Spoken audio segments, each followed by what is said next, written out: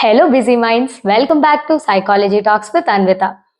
మనందరి లైఫ్లో చాలా కామన్గా ఉండేది స్ట్రెస్. ప్రతి ఒక్కళ్ళు వాళ్ళ లైఫ్కి తగ్గట్టు డిఫరెంట్ స్ట్రెస్సెస్ని డీల్ చేసుకుంటూనే వస్తున్నారు.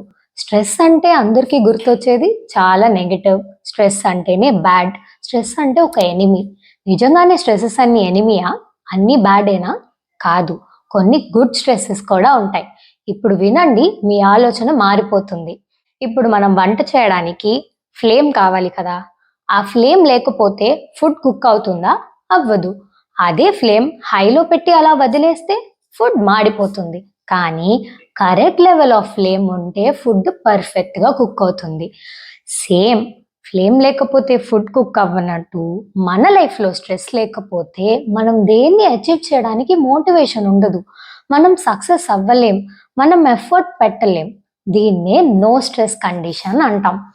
ఎలా అయితే హైలో పెడితే ఫుడ్ మాడిపోతుందో, అలానే స్ట్రెస్ ఎక్కువైపోతే మనం కన్‌ఫ్యూజ్ అయిపోతాం. మనం పానిక్ అయిపోతాం. మనం ఏ పని చేయడానికి క్లారిటీ ఉండదు. సిట్యుయేషన్‌ని గివ్ అప్ చేసేస్తాం.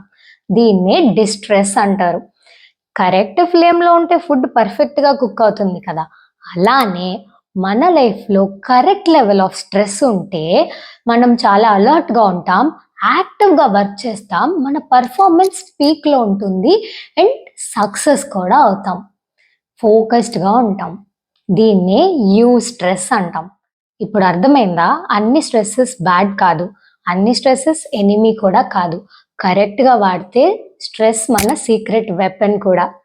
ఇలాంటి స్ట్రెస్ గురించి ఎన్నో అప్డేట్స్ తెలియాలంటే నా ఛానల్‌ని తప్పకుండా ఫాలో చేస్తూ ఉండండి. సబ్స్క్రైబ్ చేయండి, బెల్ ఐకాన్ కొట్టడం మర్చిపోకండి. ఈ వీడియో నచ్చితే లైక్ చేయండి, షేర్ చేయండి.